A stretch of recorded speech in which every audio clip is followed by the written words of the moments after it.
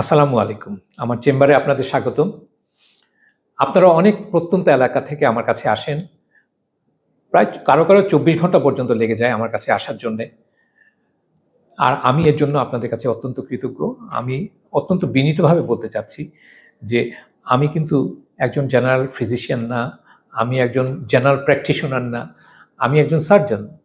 আর তাছাড়াও আমার particular interest হচ্ছে যে general surgery, laparoscopic surgery, breast and vascular surgery. কিন্তু অনেকেই আরও অনেক কারণে আসেন। অনেকে আসেন রগের চিকিৎসা করাতে, কিন্তু ঠিক বুঝে উঠতে পারেন না কার কাছে যাবেন। তো রগের চিকিৎসা বলতে আমি যা মনে করি যে ওনারা মনে করেন যে ওনাদের রক্তনালীর চেয়ে ওনাদের পিঠের মেরুদণ্ডের সমস্যা নিয়ে আসেন।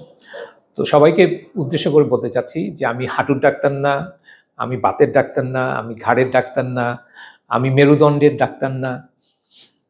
তো আর আমি জেনারেল ফিজিশিয়ানও না, মাথা ব্যথারও ডাক্তার না, চামড়ারও ডাক্তার না।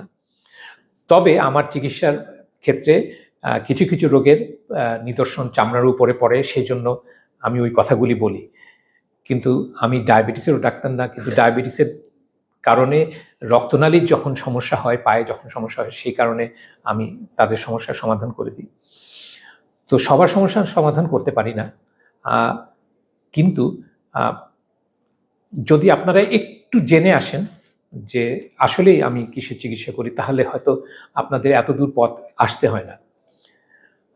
আমি এটা দম্ভ করার জন্য বলছি না, কিন্তু আপনাদের এই লম্বা জার্নিগুলি করে আসার পরে আপনারা যখন বাইরে বসে থাকেন, আমার খুব খারাপ লাগে। আমি চাই যেন আপনাদের জার্নিগুলি নষ্ট না হয়, সময় নষ্ট না হয়, পয়সাটা নষ্ট না হয়।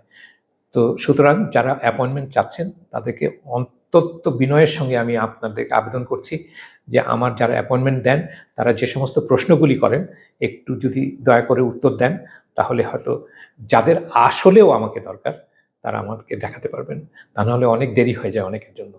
আমি সবার কাছে একটু মাপ চেয়ে নিচ্ছি, আপনারা কেউ কিছু মনে করবেন না। অনেক অনেক ধন্যবাদ।